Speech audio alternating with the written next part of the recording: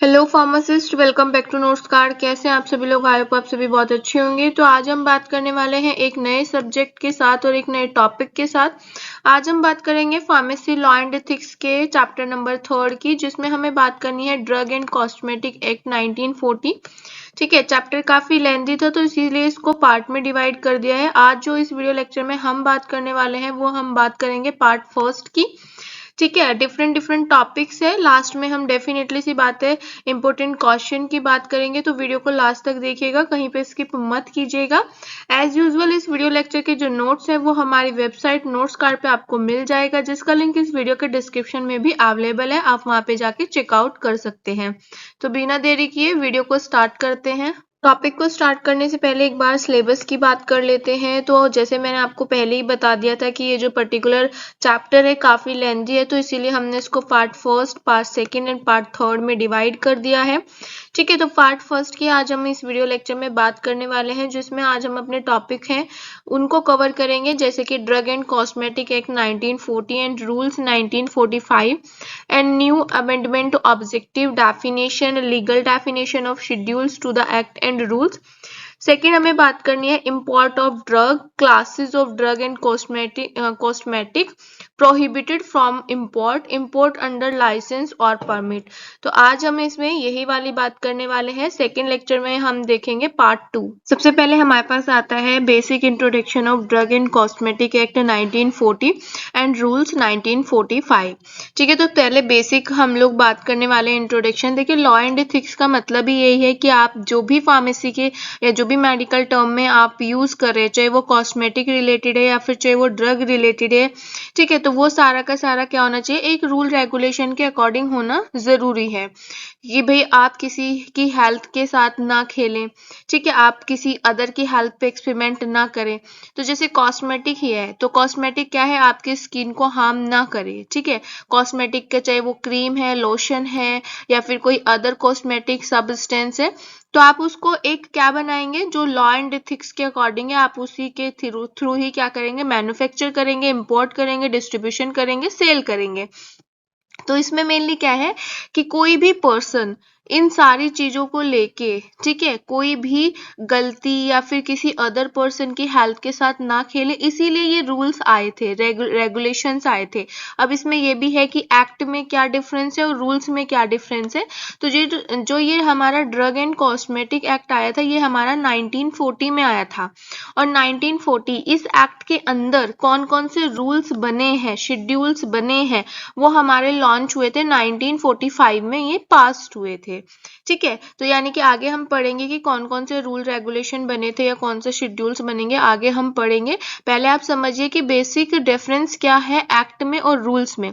तो एक्ट हमारा बना था 1940 में और इसके अंदर जो रूल्स आए थे वो 1945 तक पास हुए थे। ठीक है, तो ये क्या है, एक पर्टिकुलर कमेटी थी जो क्या करती, जो लोगों की हेल्थ की मतलब हेल्थ को देखते हुए ये रूल बना था। तो ड्रग एंड कॉस्मेटिक एक्ट क्यों बोला गया है, क्योंकि इसमें मेडिसिन से रिलेटेड और उसमें कॉस्मेटिक प्रोडक्ट से रिलेटेड जो भी सारी चीजें हैं, चाहे मैन्युफैक्चरिंग है, इंपोर्ट है, डिस्ट्रीब्यूशन है, उनके अकॉर्डिंग आप यानी कि रूल रेगुलेशन के अकॉर्डिंग ही आप उनको कर सकते हैं। तो ये जो पर्टिकुलर एक्ट है, अभी ये तो आपको याद रखना ही है कि ड्रग एंड कॉस्मेटिक एक्ट जो है वो 1940 में आया था। पास ये कब हुआ था, 1945 में ये पास हुआ था। इसका जो मेन ऑब्जेक्टिव था वो ये था कि जो भी हमारी ड्रग्स है या जो भी हमारे कॉस्मेटिक प्रोडक्ट है, उनको इंपोर्ट में, यानी कि इंपोर्ट का मतलब क्या होता है, बाहर से अगर आप कोई मेडिसिन मंगा रहे हैं, मैन्युफैक्चरिंग बनाने में, ठीक है, डिस्ट्रीब्यूशन यानी कि डिस्ट्रीब्यूट करने में, सेल करने में, आप किस किस टाइप से रूल रेगुलेशन को फॉलो करें। तो इनका ये मेन पर्पस था कि आप किसी भी मेडिसिन या किसी भी कॉस्मेटिक को किस टाइप से रेगुलेट करें, किन किन कंडीशन में, इंपोर्ट, मैन्युफैक्चरिंग, डिस्ट्रीब्यूशन और सेल। यानी कि ये जो पर्टिकुलर रूल बनाए गए थे, क्योंकि अगर रूल रेगुलेशन ना होते तो क्या होता, कोई भी प्रोडक्ट बना रहा है ना, उसमें हो सकता था वो जो अप्लाई करेगा उसको उसमें हार्मफुल इफेक्ट शो हो। तो यानी कि ये जो रूल रेगुलेशन बनाए गए हैं ये दोनों के लिए हैं, जो कॉस्मेटिक या फिर जो ड्रग्स बना रहे हैं उनके लिए भी है और जो उनको बाद में खरीदने वाले हैं मार्केट से उनके लिए भी है, यानी कि दोनों की हेल्प के लिए है। ठीक है, क्योंकि अगर हमारी देश में, हमारी कंट्री में अगर रूल रेगुलेशन ना होते तो हो सकता था कि कोई भी कुछ भी बना के जा रहा है और उसके बाद भुगतना किसी और को पड़ रहा है। तो इस जो पर्टिकुलर एक्ट का जो एम था, ऑब्जेक्टिव था, वो यही था कि कैसे आप इंपोर्ट करना है वो भी आप रेगुलेशन के अकॉर्डिंग करेंगे, जो रूल बना है उसी के अकॉर्डिंग करेंगे, कैसे मैन्युफैक्चरिंग करनी है, कैसे डिस्ट्रीब्यूशन करना है, कैसे आपको सेल करनी है, ये सारी की सारी चीजें लॉ के अकॉर्डिंग होंगी। ठीक है, रेगुलेशन किसके अकॉर्डिंग होगा, जो एक्ट बना है और उसके अंदर जो रूल्स हैं उनके अकॉर्डिंग होगी। ठीक है, act regulates the manufacture and sales of drug and cosmetic through licence. यानी कि अगर कोई भी मैन्युफैक्चर करता है या सेल्स करता है ड्रग को, कॉस्मेटिक को, तो अकॉर्डिंग टू एक्ट आपके पास एक लाइसेंस होना चाहिए। वो लाइसेंस किसका होना चाहिए, मैन्युफैक्चरिंग का होना चाहिए, डिस्ट्रीब्यूशन का होना चाहिए, ठीक है, सॉल्ट का होना चाहिए, और एक क्वालिफाइड पर्सन होना बहुत जरूरी है, क्योंकि ऐसा नहीं है कि आप किसी को भी दे रहे हैं। ठीक है, तो आपके पास क्या होना चाहिए, क्वालिफाइड पर्सन होना जरूरी है। जैसे अगर आप फार्मेसी खोलते हैं तो आपके पास डी फार्मा होना चाहिए, आपके पास हॉस्पिटल की ट्रेनिंग होनी चाहिए, आपके पास पीसीआई से रजिस्ट्रेशन होना चाहिए। तो सेम सारी चीजें इसमें भी हैं। ये सारे कब डिसाइड हुए हैं, ये लॉ में डिसाइड हुए हैं, जो एक्ट बने हैं उनके अकॉर्डिंग हम आज इनको फॉलो कर रहे हैं।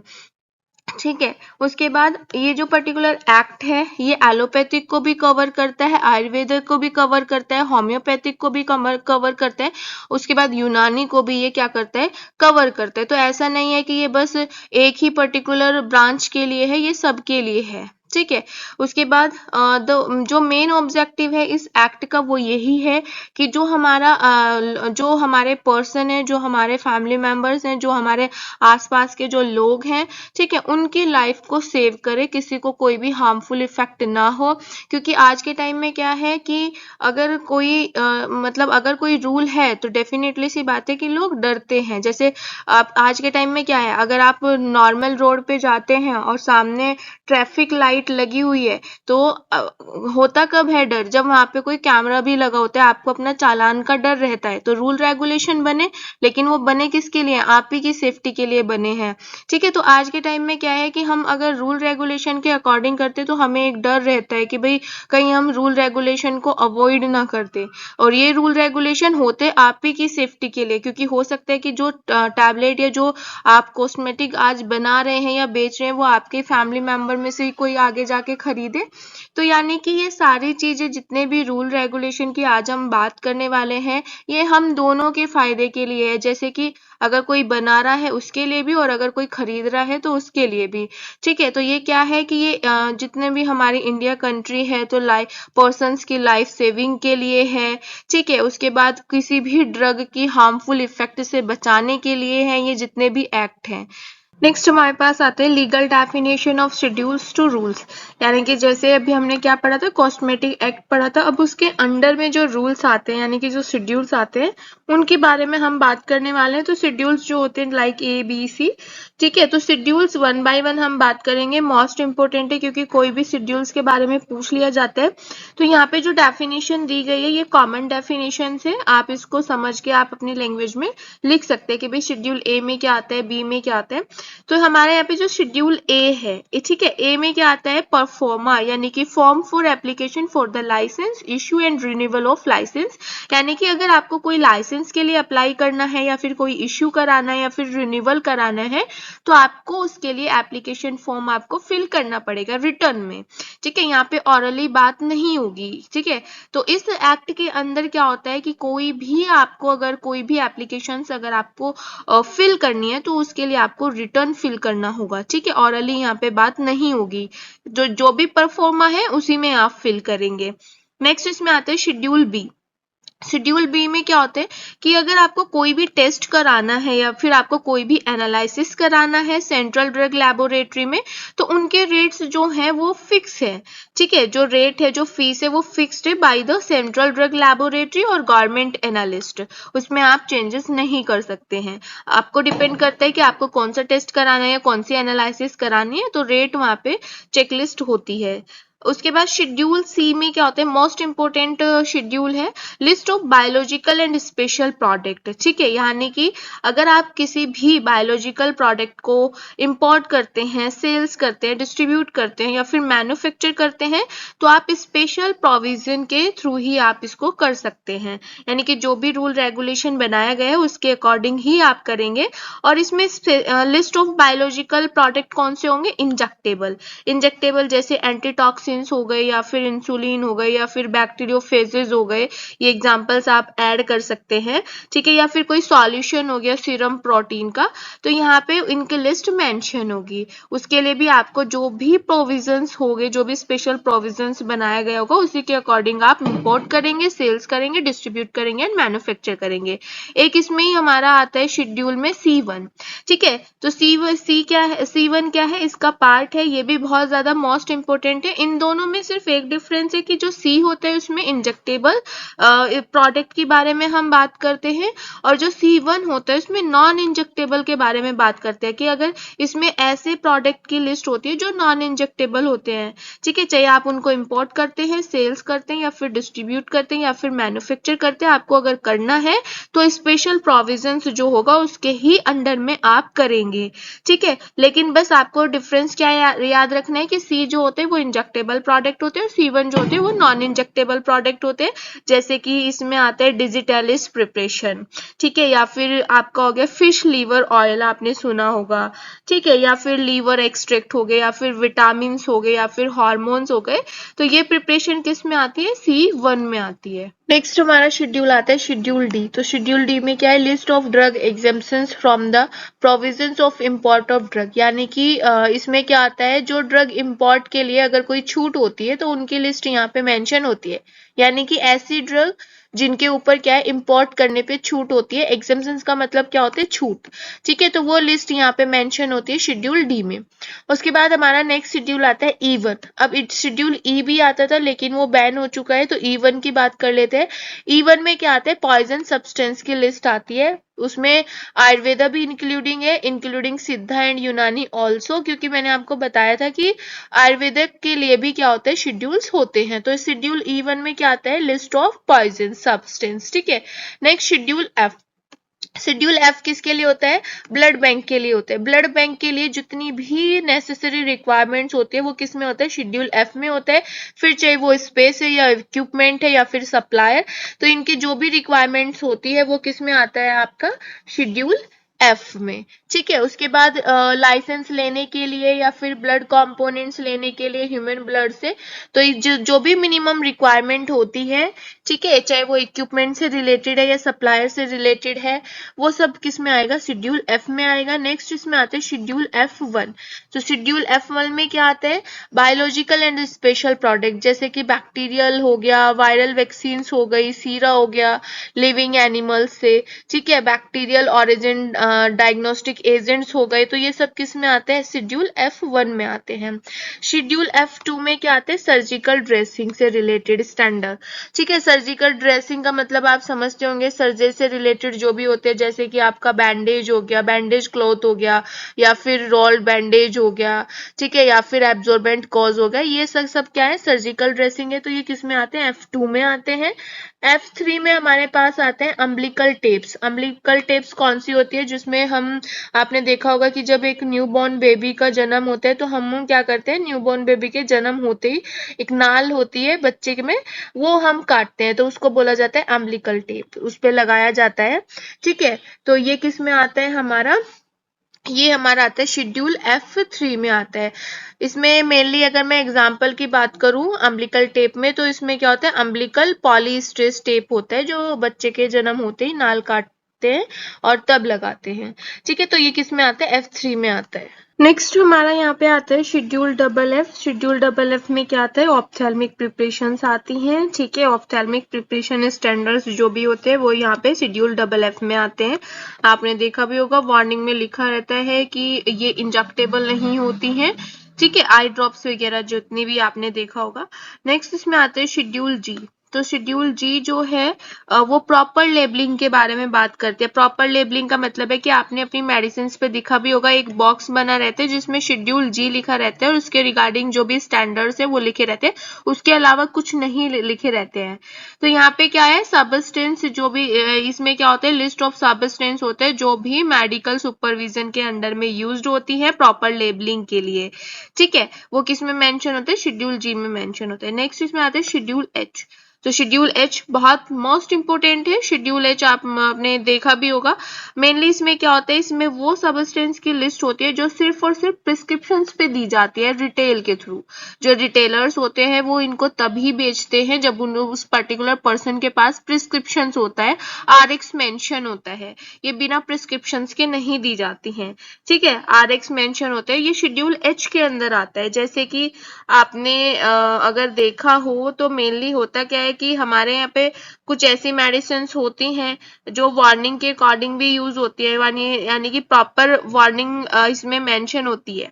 ठीक है, तो इसमें क्या है कि शेड्यूल एच में जैसे हमारा क्या होगा, एग्जांपल अगर मैं आपको बताऊं शेड्यूल एच के, तो एसाइक्लोवीर आपने सुना होगा, डाइक्लोफिनेक सुना होगा, बैक्लोफिन सुना होगा। तो ये सब किस में आते हैं, शेड्यूल एच में आते हैं और इनके लिए आपको प्रिस्क्रिप्शंस की जरूरत होती है। प्रिस्क्रिप्शंस किसका बिहाफ होना चाहिए, इसमें आरएमपी। आरएमपी क्या है यहाँ पे, रजिस्टर्ड मेडिकल प्रैक्टिशनर। ठीक है, नेक्स्ट इसमें आता है आपका शेड्यूल जे। तो शेड्यूल जे में क्या है, list of disease and alignments that drug should not claim to cure. Schedule H में वो डिजीज के नाम आते हैं, वो डिजीज की लिस्ट आती है जिसको हम ठीक नहीं कर सकते हैं, या फिर आप क्लेम नहीं कर सकते हो कि भाई मैं इस चीज को ठीक कर सकता हूँ, इस बीमारी को ठीक कर सकता हूँ। तो यानी कि ऐसी बीमारी की लिस्ट जो हमारा किस में आता है, जो ठीक नहीं की जा सकती, वो हमारा शेड्यूल जे में आता है। ठीक है, जैसे कि आपका क्या हो गया, टीबी हो गया, एचआईवी हो गया। ठीक है, ये सब किस में आते हैं, आपके शेड्यूल जे में आते हैं, क्योंकि हम इनको ठीक नहीं कर सकते हैं। तो मेनली इसमें क्या है, या फिर आप मैं बोलूं एड्स आ गया, एड्स भी क्या है, शेड्यूल जे में ही आता है, इसको भी हम ठीक नहीं कर सकते हैं, क्योर नहीं कर सकते हैं। ब्लाइंडनेस आ गया, ठीक है, एक होता है बहरापन, वो आ गया, डायबिटीज, ल्यूकेमिया। ठीक है, तो ये सारी डिजीज क्या है जिनको हम क्लेम नहीं कर सकते कि भाई हम ठीक कर सकते, क्योर कर सकते हैं।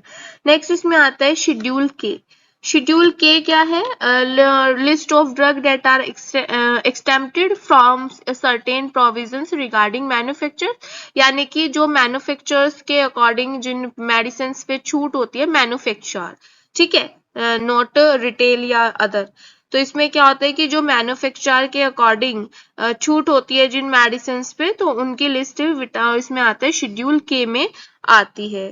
ठीक है, नेक्स्ट इसमें आता है आपका शेड्यूल एम। ठीक है, तो शेड्यूल एम में क्या होता है, requirements of manufacturing premises, GMP. GMP आप बहुत अच्छे से जानते होंगे, गुड मैन्युफैक्चरिंग प्रोसेस प्रैक्टिस। ठीक है, requirement of factory premises, plants and equipments, जो भी गुड मैन्युफैक्चरिंग प्रैक्टिस के लिए जो भी नेसेसरी स्टेप्स होते हैं, रिक्वायरमेंट्स होते हैं, ठीक है, एक अच्छा मैन्युफैक्चर करने के लिए, वो किस में आता है, आपका शेड्यूल एम में आता है। चाहे वो इक्विपमेंट से रिलेटेड है, या फिर चाहे वो प्लांट से रिलेटेड है, चाहे वो आपका किसी अदर फैक्ट्री से रिलेटेड है, यानी कि गुड मैन्युफैक्चरिंग प्रैक्टिस को अच्छा बनाने के लिए जो भी रिक्वायरमेंट्स आती है वो किस में आता है, शेड्यूल एम में आता है। नेक्स्ट शेड्यूल हमारे पास आता है शेड्यूल M1। ठीक है, तो शेड्यूल M1 के अंदर क्या आता है, requirements for factory premises for manufacturing of homeopathic medicine, यानी कि इसमें भी क्या है, जीएमपी है। ठीक है, गुड मैन्युफैक्चरिंग के लिए जो भी रिक्वायरमेंट्स होती है वो M1 में आते हैं, लेकिन इसमें कौन सी कंडीशन है, कौन सा डिवीजन है, होम्योपैथिक है। होम्योपैथिक मेडिसिन के लिए गुड मैन्युफैक्चरिंग प्रैक्टिस के लिए जो भी रिक्वायरमेंट होती है वो किस में आते हैं, शेड्यूल M1 में आता है। M2 में क्या है, जीएमपी है, लेकिन किसके लिए है, कॉस्मेटिक के लिए है। M3 में क्या है, जीएमपी है, लेकिन किसके लिए है, मेडिकल डिवाइसेस के लिए है। ठीक है, नेक्स्ट हमारे पास शेड्यूल आता है शेड्यूल एन। तो इसमें क्या है, schedule N, list of equipment to run a pharmacy. अब ये हमारे लिए इम्पोर्टेंट है, जो लोग फार्मेसी ओपन करना चाहते हैं तो शेड्यूल एन आप लोग पढ़ सकते हैं। उसमें क्या है, उसमें पूरा डिटेल में दिया हुआ है कि कैसे आपको फार्मेसी ओपन करनी है, क्या स्पेस होना चाहिए, ठीक है, कौन कौन से आपके पास इक्विपमेंट्स होने चाहिए फार्मेसी को रन करने के लिए। ये सारी जो लिस्ट है वो शेड्यूल एन में आपको मिलेंगे। शेड्यूल ओ में क्या है, डिसइंफेक्टेंट फ्लूइड्स है। शेड्यूल पी में क्या है, life period expiry of date, यानी कि इसमें क्या है, आपके हर पर्टिकुलर मेडिसिन की क्या एक्सपायरी, क्या लाइफ पीरियड होना चाहिए, शेड्यूल पी में आपको मिलेगा। शेड्यूल क्यू में क्या है, कॉल तार कलर, ठीक है, permitted to be used in cosmetic, यानी कि इसमें कॉस्मेटिक का कैसा कलर रखना है, कैसा पिगमेंट रखना है, या फिर हम इसमें कॉल तार कलर कैसे रख सकते हैं। ये सारे जितने भी कलर्स के बारे में, कॉस्मेटिक के कलर्स के बारे में बात होती है, वो होते हैं शेड्यूल क्यू में, क्योंकि कुछ नेचुरल कलर भी होते हैं, ठीक है। तो वो किस में बात हुई है, शेड्यूल क्यू में बात हुई है। नेक्स्ट इसमें आते हैं शेड्यूल आर। आर किसके लिए है, कॉन्ट्रासेप्टिव्स, मैकेनिकल कॉन्ट्रासेप्टिव्स के लिए है। इसमें सारे जितने भी कॉन्ट्रासेप्टिव्स होते हैं उनके लिए जो भी स्टैंडर्ड्स होते हैं वो शेड्यूल आर में आते हैं। R1 में मेडिकल डिवाइसेस के बारे में बात की गई है, यानी कि जितने भी मेडिकल डिवाइसेस के स्टैंडर्ड्स होते हैं वो किस में आते हैं, R1 में आते हैं। नेक्स्ट शेड्यूल हमारे पास आते हैं शेड्यूल एस। शेड्यूल एस में क्या है, स्टैंडर्ड फॉर कॉस्मेटिक, यानी कॉस्मेटिक के लिए क्या क्या स्टैंडर्ड्स है वो सारा किस में आएगा, आपका शेड्यूल एस में आएगा। जैसे कि फिनिशिंग कैसा होना चाहिए, ठीक है, उसके बाद आपका कलर कैसा होना चाहिए, ठीक है, रॉ मटेरियल कैसा होना चाहिए, वो सब किस में आता है, शेड्यूल एस में आता है। जैसे कि एग्जाम्पल में आप ले सकते हैं, शेविंग क्रीम्स हो गई, या फिर आपका टूथपेस्ट हो गया, ये भी सब किस में आते हैं, आपके कॉस्मेटिक में आते हैं। नेक्स्ट हमारे पास है शेड्यूल टी। तो शेड्यूल टी में क्या है, वही है आपका जीएमपी गुड मैन्युफैक्चरिंग प्रैक्टिस है, ठीक है, लेकिन किसके लिए है, आयुर्वेदा, सिद्धा और यूनानी ड्रग्स के लिए है। क्योंकि मैं पहले भी आपको बता चुकी हूँ कि मेनली हमारा क्या है कि भाई जो शेड्यूल्स हैं वो आयुर्वेदा टर्म के लिए भी है। नेक्स्ट इसमें आते हैं शेड्यूल U1, ठीक है। तो शेड्यूल U1 में हमारा क्या आता है, manufacturing and analytical record of cosmetic, यानी कि कॉस्मेटिक बनाने के लिए, मैन्युफैक्चर करने के लिए और एनालिटिक करने के लिए रिकॉर्ड आपको प्रॉपर मेंटेन करना है, कौन सा रॉ मटेरियल उसमें यूज हुआ है, ठीक है, जो भी कौन से मैन्युफैक्चरिंग कंडीशंस में बना है, तो जो भी मैन्युफैक्चरिंग रिकॉर्ड है, जो भी रॉ मटेरियल रिकॉर्ड है, जो भी एनालिटिकल रिकॉर्ड है, वो आपको इसमें मेंटेन करना है, ठीक है। तो इसमें एक टर्म और भी आप मेंशन कर सकते हैं कि 5 ईयर और या फिर 3 ईयर तक आपको ये मेंटेन करना है, क्योंकि कभी भी ये देखा जा सकता है ड्यूरिंग द इंस्पेक्शन। तो ये हमारा किस में आता है, U1 में आता है। नेक्स्ट हमारा यहाँ पे आते हैं शेड्यूल वी। तो शेड्यूल वी क्या है, स्टैंडर्ड फॉर पेटेंट और प्रॉपर्टी मेडिसिन, यानी कि जो न्यू मेडिसिन हैं, ठीक है, तो कौन कौन सी ऐसी न्यू मेडिसिन हैं उनके लिए क्या स्टैंडर्ड्स हैं, वो हमारा किस में आता है, शेड्यूल वी में आता है। नेक्स्ट हमारे पास आता है शेड्यूल डब्ल्यू। तो शेड्यूल डब्ल्यू वैसे क्या है कि अब खत्म हो चुका है, ठीक है, ये हमारा डिलीट हो गया था 2000 में। तो 1981 से ये चला है, तो आप इसको लिख भी सकते हैं और आप इसको ब्लैंक भी कर सकते हैं। इसमें क्या है कि जो भी हमारी ड्रग मार्केट में थी उनको जेनरिक नेम से ये दे दी जाती थी, ठीक है। जेनरिक नेम की लिस्ट जो होती थी ड्रग की, वो किस में होता था, शेड्यूल डब्ल्यू में होता था। नेक्स्ट हमारे पास आता है शेड्यूल एक्स। इसमें क्या होते हैं, नार्कोटिक और साइकोट्रोपिक सब्सटेंस की लिस्ट होती है। नेक्स्ट हमारा आता है शेड्यूल वाई। तो शेड्यूल वाई क्या है कि जो भी क्लिनिकल ट्रायल्स के लिए जो गाइडलाइंस हैं, ठीक है, रिक्वायरमेंट्स है, वो किस में आते हैं, शेड्यूल वाई में आते हैं। और आपको पता है कि क्लिनिकल ट्रायल्स हमारे लिए क्यों जरूरी है, किसी भी न्यू ड्रग को मैन्युफैक्चर करने के लिए। तो जो क्लिनिकल ट्रायल्स के लिए जो भी गाइडलाइंस है या फिर जो भी रिक्वायरमेंट है नेसेसरी, वो हमारा किस में आता है, शेड्यूल वाई में आता है। शेड्यूल के बाद नेक्स्ट हमारे पास टॉपिक आते हैं इम्पोर्ट ऑफ ड्रग, जिसमें हमें बात करनी है classes of drug and cosmetic prohibited from import and import under licence और परमिट, ठीक है। तो स्टार्ट करते हैं। नेक्स्ट इसमें आता है इम्पोर्ट ऑफ ड्रग, ठीक है। तो जब हम ड्रग को, कोई भी ड्रग को इम्पोर्ट करते हैं तो दो टाइप से इम्पोर्ट कर सकते हैं। एक ऐसी मेडिसिन भी होती है जिनको इम्पोर्ट करने के लिए लाइसेंस की जरूरत होती है, और कुछ मेडिसिन ऐसे भी होती है जिनको इम्पोर्ट करने के लिए आपको कोई लाइसेंस की जरूरत नहीं होती। तो फर्स्ट हम बात करने वाले हैं import of drug without licence, ठीक है। तो इसमें ऐसे सब्सटेंस होते हैं जो मेडिकल पर्पज के लिए यूज नहीं होते, तो उनके लिए कोई लाइसेंस की जरूरत नहीं होती है, आप इजिली इंपोर्ट कर सकते हैं। उसके बाद सेकेंड इसमें आता है शेड्यूल C1 में के लिए रिक्वायरमेंट के लिए जो भी मैन्युफैक्चरिंग रिक्वायरमेंट होती है, तो उसमें भी हमें लाइसेंस की जरूरत नहीं होती है। जैसे कि शेड्यूल C1 में कौन सा होता था आपका, नॉन इंजेक्टेबल होता था, ठीक है, मेडिसिन होती थी।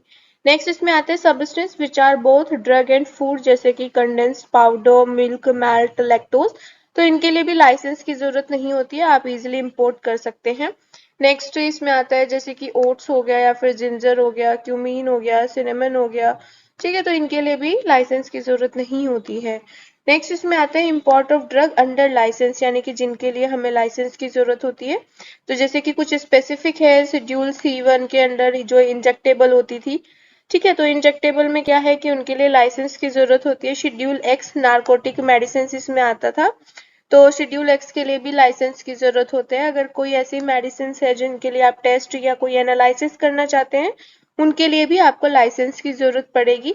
या फिर कोई ऐसी न्यू ड्रग्स है, ठीक है, जो आप अप्लाई करना चाहते हैं, तो उनके लिए भी आपको लाइसेंस की जरूरत पड़ेगी। अगर कोई मार्केट में ऐसे कोई न्यू ड्रग है, तो उनके लिए भी आपको लाइसेंस की जरूरत पड़ेगी। नेक्स्ट हमारे पास ड्रग आती है इंपोर्ट ऑफ ड्रग में, जो क्लासेस है वो है कॉस्मेटिक प्रोहिबिटेड टू इंपोर्ट, यानी कि ऐसे कौन कौन से कॉस्मेटिक है जिनको इंपोर्ट करने के लिए बैन है, प्रोहिबिटेड है, ठीक है। तो इसमें मिस ब्रांडेड कॉस्मेटिक आती है। मिस ब्रांडेड कॉस्मेटिक का मतलब है जिसमें कोई पर्टिकुलर ब्रांड नहीं है, लेबलिंग प्रॉपर तरीके से नहीं है। सेकंड इसमें आता है स्पूरियस कॉस्मेटिक। स्पूरियस कॉस्मेटिक का मतलब क्या है, जिसमें कोई खराबी है, ठीक है, प्रॉपर इंग्रेडिएंट्स नहीं है, या फिर कोई अदर एरर इसमें है, तो डेट इज ऑल्सो प्रोहिबिटेड। उसके बाद थर्ड इसमें आते हैं कॉस्मेटिक कंटेन हार्मफुल इंग्रेडिएंट्स। अगर ऐसा कोई कॉस्मेटिक है जिसमें कोई एक सिंगल इंग्रेडिएंट्स भी अगर हार्मफुल है, that is also prohibited for import, ठीक है।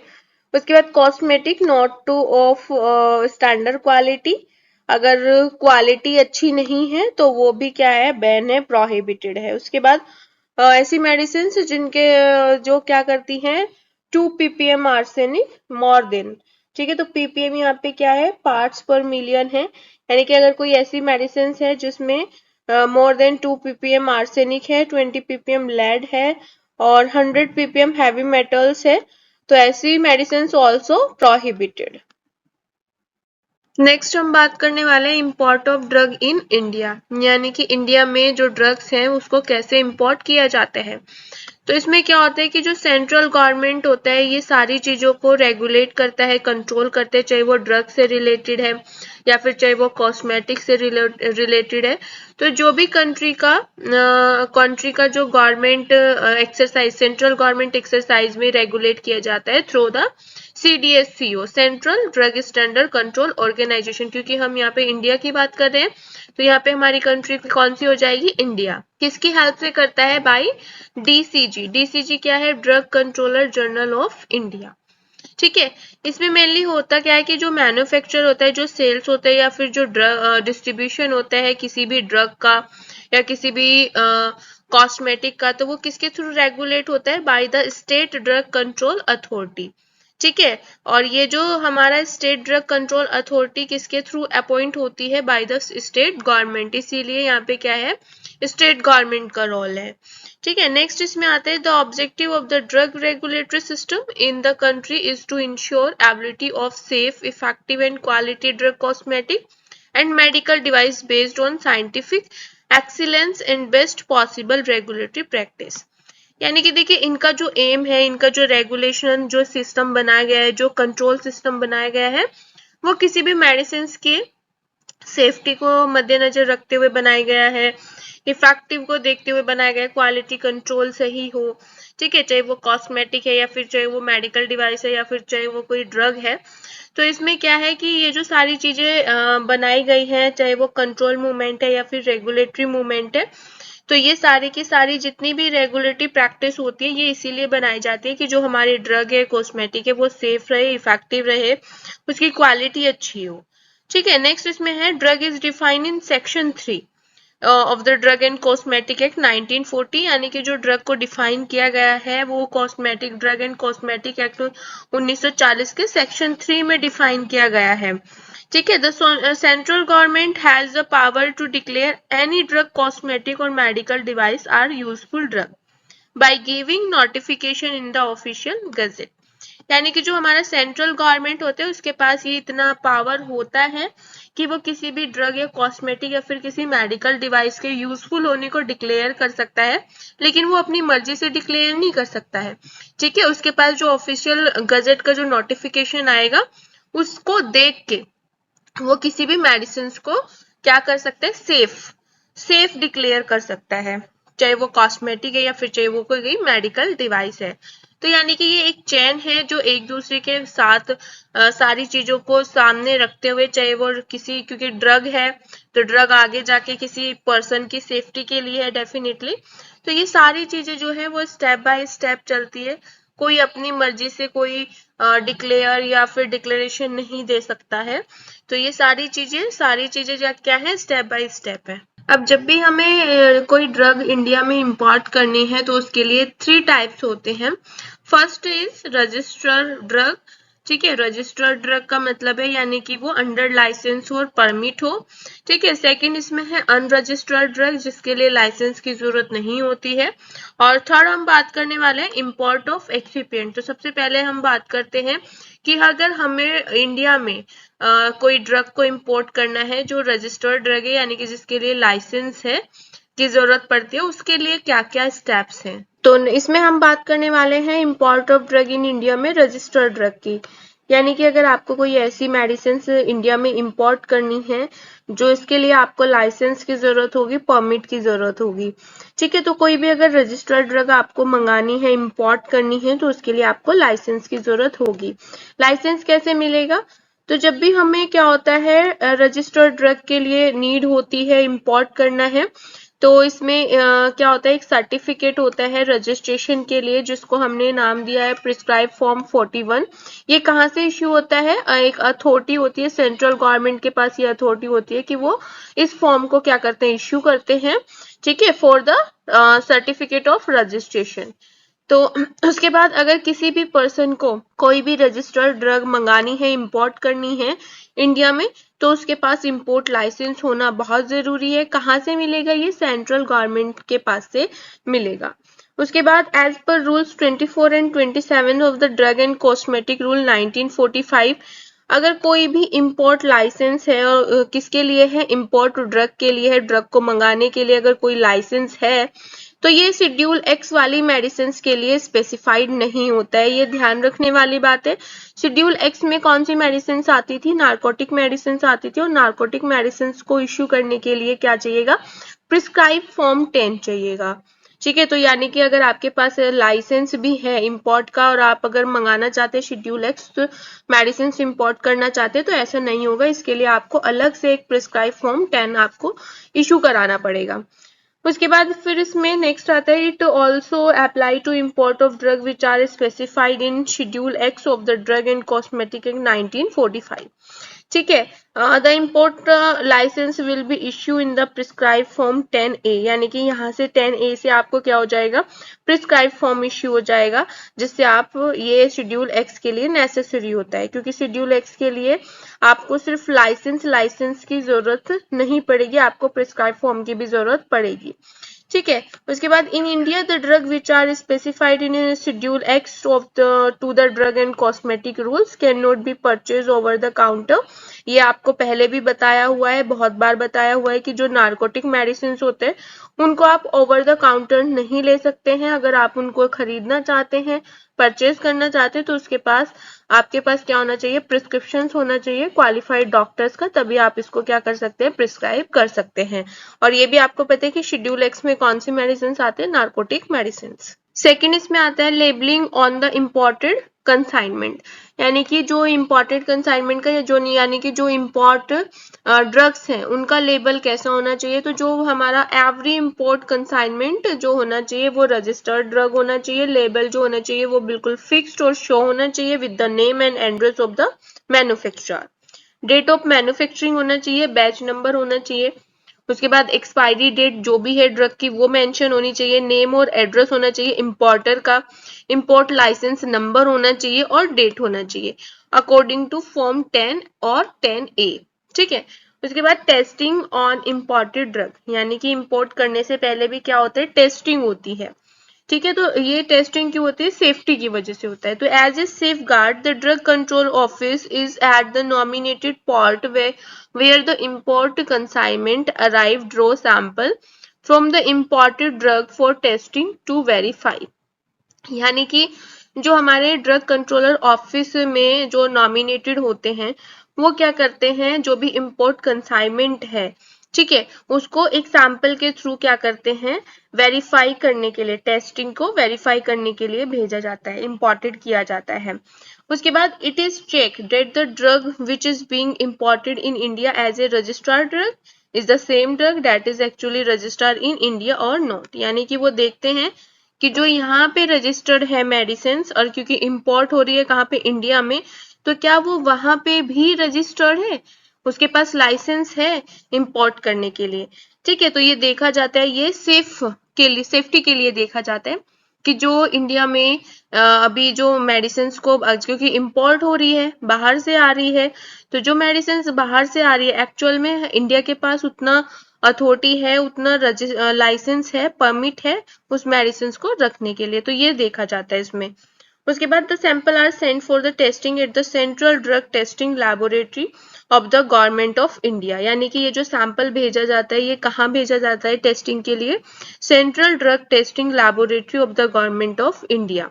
उसके बाद अगर जो रिजल्ट होते हैं, जो भी रिजल्ट वहां से आएगा, अगर वो सेटिस्फेक्शन है, उन रिजल्ट्स में सेटिस्फाइड है, तो जो हमारे ड्रग कंट्रोलर ऑफिस होता है, ठीक है, वहां से जो हमारा इंपोर्ट कंसाइनमेंट है वो इंपोर्टर को दे दिया जाता है कि भाई आप उसको क्या कर दे, इंपोर्ट कर दे इंडिया में। ठीक है, तो यानी कि ये क्या है, ये एक प्रोसीजर होता है। अब इसमें सबसे जो इम्पोर्टेंट बात है वो ये है कि अगर हम बाहर से मेडिसिन मंगा रहे हैं तो जरूर, तो अगर बाहर वालों के पास लाइसेंस है, ठीक है, और आपके पास अगर लाइसेंस नहीं है तो वो हमारे इंडिया में इंपोर्ट नहीं होगी। तो आपके पास भी उस पर्टिकुलर, क्योंकि कुछ मेडिसिन ऐसी होती है जिनके लिए लाइसेंस आपको चाहिए होता है, वो अभी हम पहले डिस्कस कर चुके हैं कि कौन सी ऐसी मेडिसिन होती है जिनको इंपोर्ट करने के लिए लाइसेंस की जरूरत होती है। तो बाहर से अगर मंगा रहे हैं तो इसका ये मतलब नहीं है कि वो बिना चेक किए आपको दे देंगे, वो पहले क्या करेंगे, सैंपल को आपके जो सेंट्रल ड्रग टेस्टिंग लैबोरेटरी है इंडिया में वहां पे भेजा जाएगा। उसके बाद देखा जाएगा कि भाई यहाँ पे जो है ये रजिस्टर्ड है, ठीक है, इनके पास परमिट है या नहीं, और उसके बाद ही इंपोर्टर को दिया जाता है। सेकेंड इसमें आता है import of the unregistered drug, यानी कि अगर ऐसी कोई अनरजिस्टर्ड ड्रग है जो इंडिया में रजिस्टर्ड नहीं है तो उसे हम कैसे इंपोर्ट करें। तो जो मैंने अभी बताया अनरजिस्टर्ड ड्रग मीन्स ऐसी ड्रग्स जो इंडिया में रजिस्टर्ड नहीं है, ठीक है, तो इसके लिए कोई भी इंपोर्ट लाइसेंस इश्यू नहीं होगा।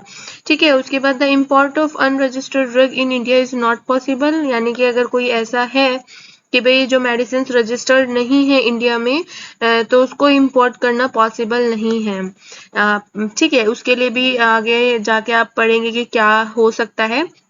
However, there are various drug manufacturer association which have granted, ठीक है, इनके पास बहुत सारे ऐसे मैन्युफैक्चरर एसोसिएशन है जिनके पास क्या है, रजिस्ट्रेशन रिक्वायरमेंट जो है वो ग्रांटेड है, जैसे कि ड्रग एंड कॉस्मेटिक एक्ट के अंदर।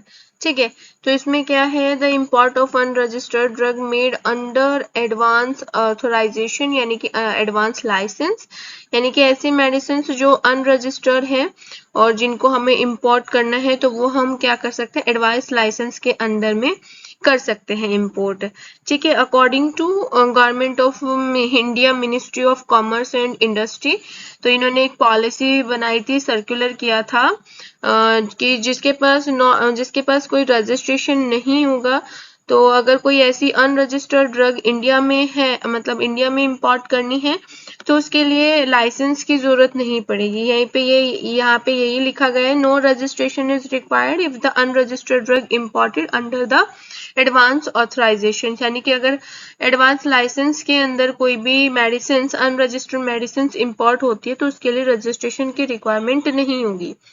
थर्ड इसमें आता है कि अगर हम कोई एक्सिपिएंट इंपोर्ट करते हैं तो क्या हमें उसके लिए लाइसेंस चाहिएगा, या फिर क्या कोई अदर इसमें कोई अदर प्रोसीजर है जिसकी वजह से हम एक्सिपिएंट डाल सकते हैं। तो सबसे पहले हम देखेंगे कि एक्सिपिएंट्स क्या होते हैं और कैसे हम उसको इंपोर्ट कर सकते हैं। तो एक्सिपिएंट्स का मतलब होता है जैसे ड्रग्स में आप कलरिंग एजेंट यूज करते हैं, प्रिजर्वेटिव्स यूज करते हैं, फिलर डाइल्यूटर आप यूज करते हैं, ठीक है, जिसमें क्या होता है, ये क्या होते हैं, एक्टिव नहीं होते हैं ड्रग में, क्योंकि अगर एक्टिव होते तो ड्रग के जो प्रॉपर्टीज थी वो चेंज हो जाती है।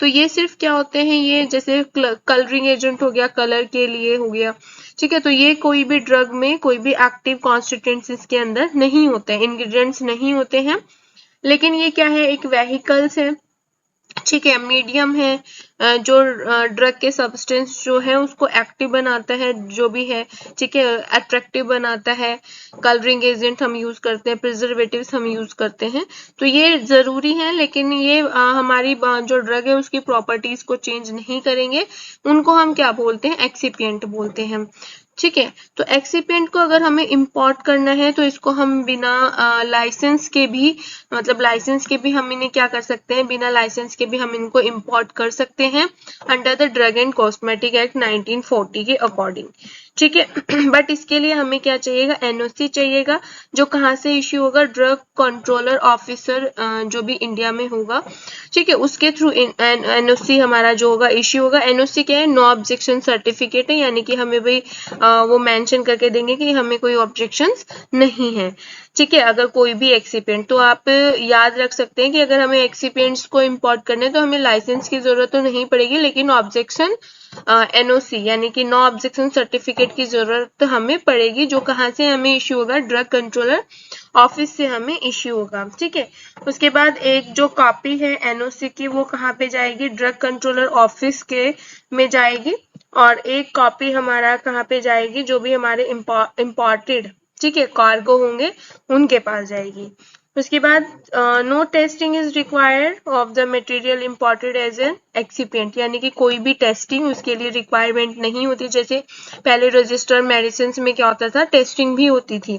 तो अगर एक्सिपिएंट आप इंपोर्ट कर रहे हैं तो उसके लिए कोई भी टेस्टिंग की जरूरत नहीं होगी, सिर्फ एनओसी से आपका काम चल जाएगा। एनओसी में मेंशन होगा, एनओसी में नेम, एड्रेस मैन्युफैक्चरर का, ठीक है, उसके बाद नेम, उसके बाद क्वांटिटी, उसके बाद आइटम्स क्या है, कैसा है, ठीक है, इंपोर्टेड जो भी आप कर रहे हो।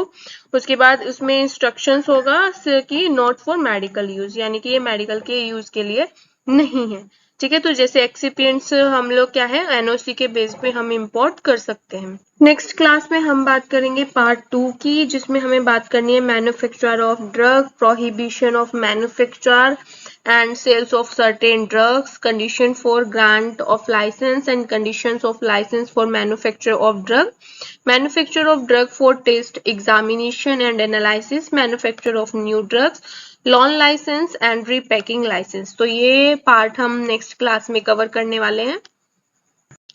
Thank you for watching this video. If you want to connect with us, then join our Telegram or WhatsApp group. Link will be mentioned in description box. Thank you so much.